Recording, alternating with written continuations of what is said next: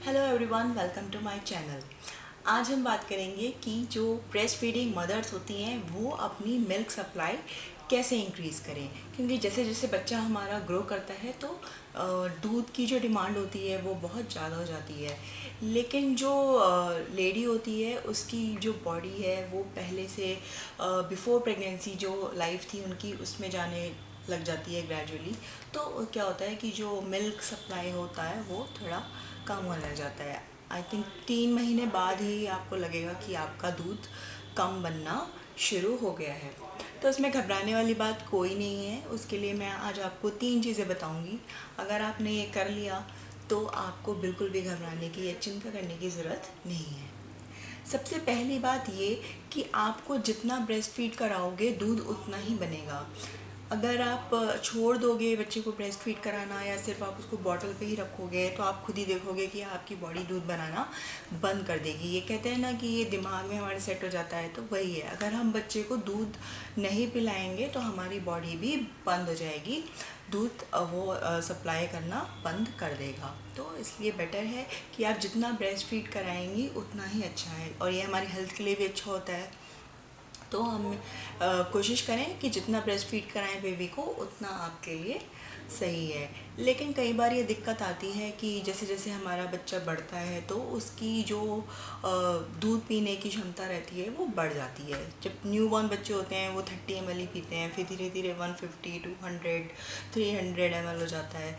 तो उसमें थोड़ा बैलेंस करना हमें दिक्कत आती है न्यू मॉम्स को।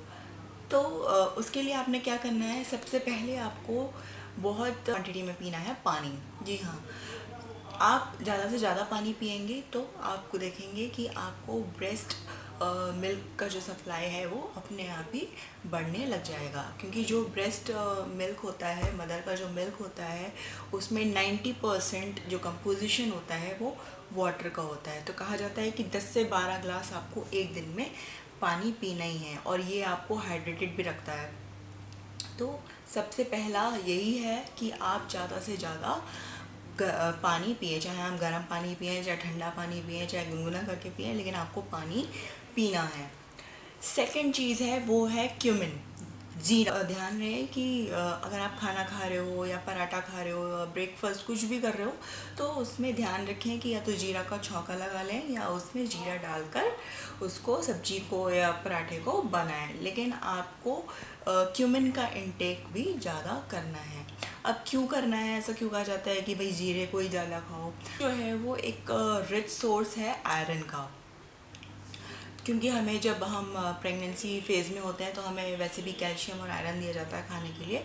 इसलिए क्यूमिन अगर आप खाओगे तो एक तो वो रिच सोर्स है आयरन का, दूसरा ये कि आप उससे जो गैस्ट्रिक प्रॉब्लम नहीं होती है, आपका डाइजेस्टिव सिस्टम बहुत अच्छा रहता है। तो बच्चे को भी, क्योंकि जो हम फीड कराते हैं बच्चा भी वही जो हम उसी खाने पे रहता है। तो अगर हम जीरा अपने खाने में इंक्लूड कर लेंगे तो बच्चे को भी गैस की दिक्कत नहीं होगी। थर्ड जो मैं आपको एक प्रोडक्ट बता रही हूँ, ये बिल्कुल मैजिकल प्रोडक्ट है। It's called lactonic granule. ये मुझे बेबी के डॉक्टर हैं मेरे, उन्होंने मुझे एडवाइस किया था। और ये इसको अगर आप यूज़ कर लोगे तो ये तो जस्ट मैजिकल प्रोडक्ट है। इसको आपने लेना है 2 स्कूप, इसके अंदर एक स्कूप आता है, उसी को लेना है आपने दूध में मिक्स करके। सिर्फ 2 स्कूप ले लीजिए आप दिन में 2 बार, और आप देखोगे कि बिल्कुल मैजिक ही हो गया।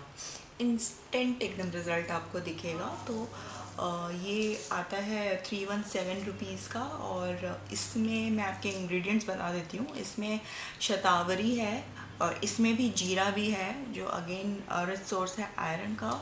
और थर्ड इसमें है पालक। पालक भी हमारा आयरन, और इसमें विटामिन बी एंड के दोनों होते हैं जो हमारी हेल्थ के लिए बहुत अच्छे होते हैं। तो मैं प्रेफर करूँगी, ये मेरा पर्सनल एक्सपीरियंस है, कि आप अगर आपको ये दिक्कत है तो लैक्टोनिक ग्रैनुअल आप यूज़ कर सकती हैं। So new mommies, enjoy your parenthood and keep watching. Bye bye.